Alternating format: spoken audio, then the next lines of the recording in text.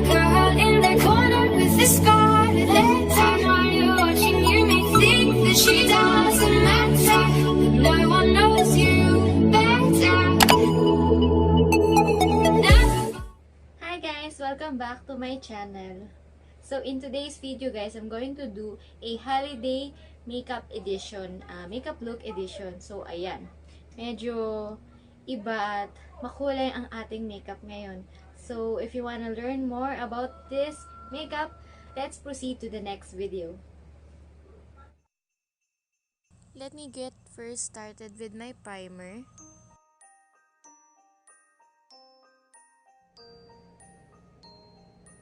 I'm going to use an eyeshadow primer for this look guys, so it can make my eyeshadow more vibrant and smooth. So if you're a newbie like me, I'm going to use a scotch tape on my eyes to create those angled eyeshadow looks. So try natin guys. So I'm going to use a red liquid lipstick on my eyelids since I don't really have a red shade on my vanity.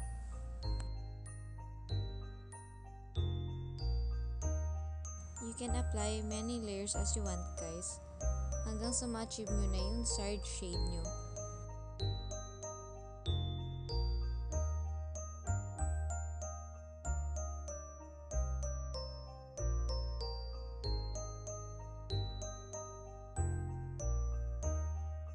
So I'm going to use this red eyeshadow para maging more vibrant yung color niya, since pag nilagay kasi ito alone, sobrang light lang niya.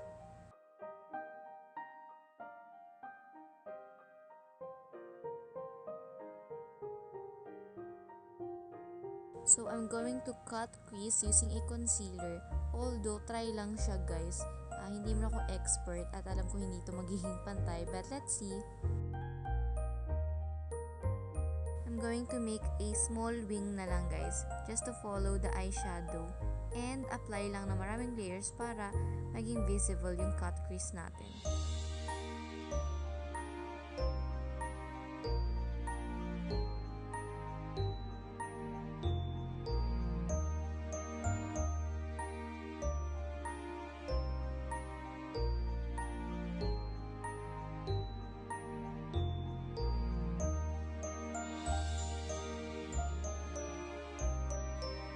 Going to apply a shimmer shade that is more likely a champagne pink on my eyelids dun sa cut crease natin guys.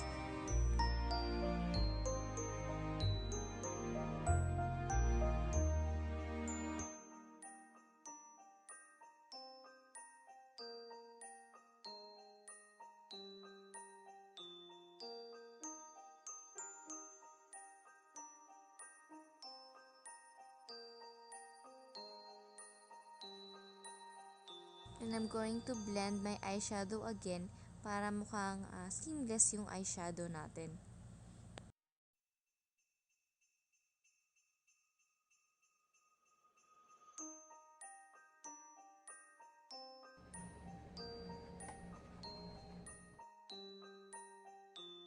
Using the same palette guys, I'm going to apply a green shade naman or eyeshadow, more likely a light green na shade sa under eye ko. And also, ni-remove ko na yung scotch tape.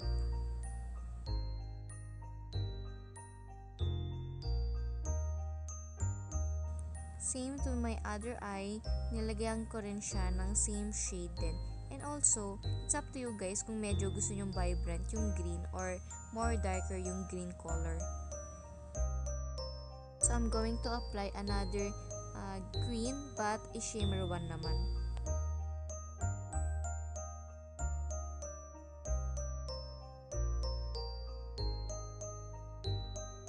So after that, I'm going to apply a full coverage foundation.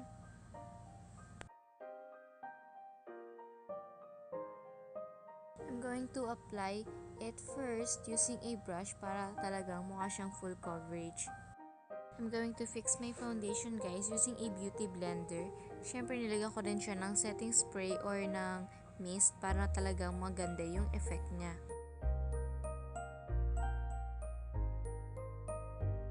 I'm going to use a concealer for my under eyes to hide my dark circles and also to give highlight on my nose bridge.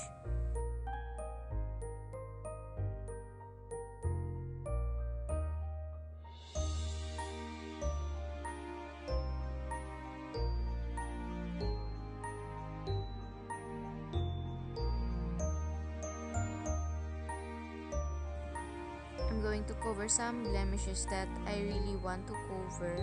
Yan, hindi pa ako satisfied dun sa foundation ko guys.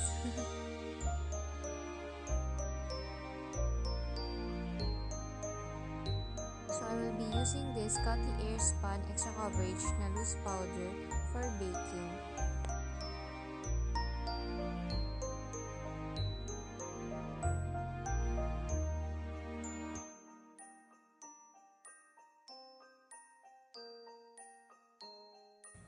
So I'm going to use an eyebrow pencil first guys para i-sketch ko yung desired brow shape ko.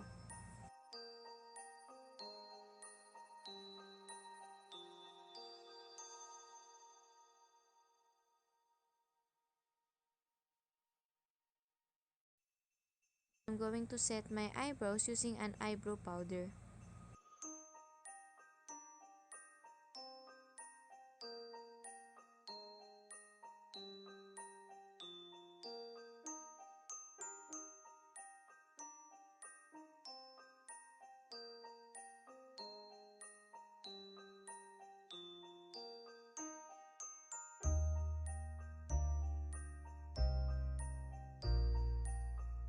And next guys, I'm going to contour my face na.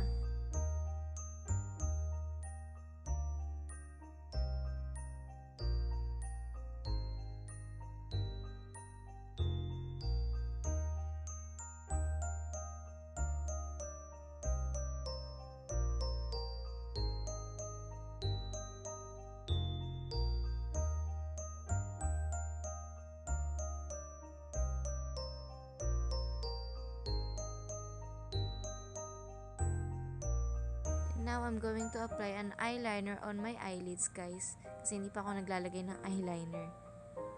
And I'm just going to make a simple little wing lang sa side.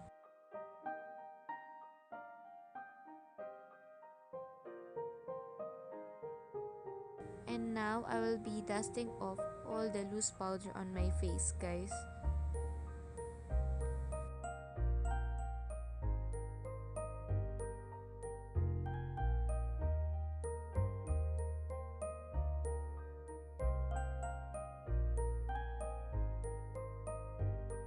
For my blush guys, I'm going to use two blush.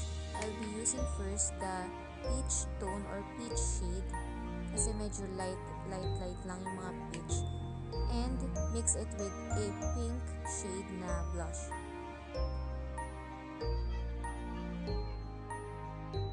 Since it's Christmas guys, I'm going to use a gold shade highlighter.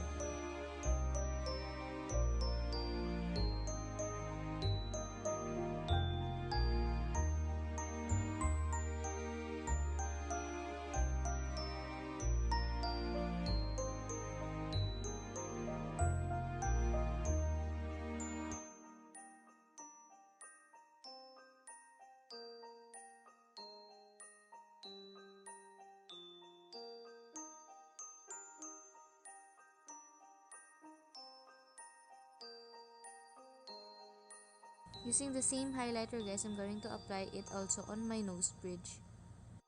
Kahit walang bridge yung nose. I'm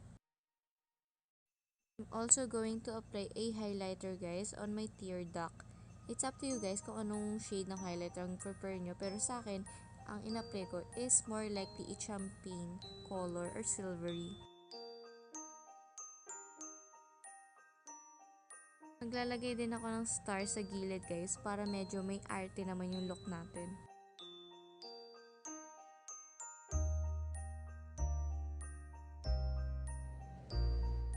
So I'm going to apply lashes and contact lens on the next video. So for my lips guys, I'm going to apply a nude shade na lipstick. It's more like a peach tone. Yun yung nakikita ko sa kanya. But anyway, lalagyan naman natin siya ng red sa gitna later.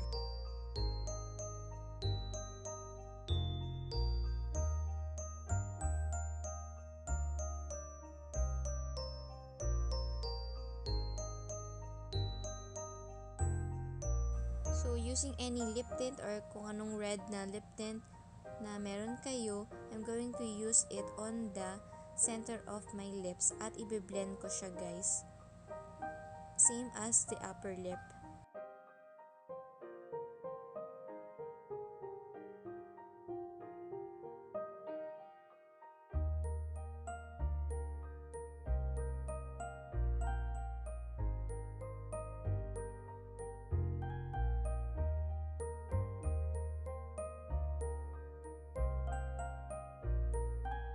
So I'm going to use a sponge, guys, to make my lips look radiant.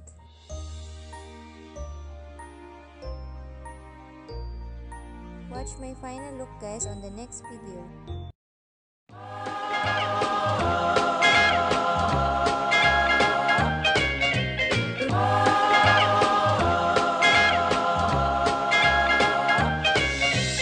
Rocking around the Christmas tree at the Christmas party hop. Mistletoe hung where you can see every couple tries to stop. Rocking around the Christmas tree, let the Christmas be. So guys, ito na po nagtatapos ng ating makeup look for the holiday season. Sana nagustuhan nyo tong video na to, at don't forget to subscribe on my YouTube channel, at if you want to be notified on my future vlogs, just click the bell button, guys. I hope you like this video and keep tuned up in my future vlogs. So ayun lang. Thank you guys for watching. I hope to see you next time on my next vlog. Bye! The Christmas tree, let the Christmas spirit ring.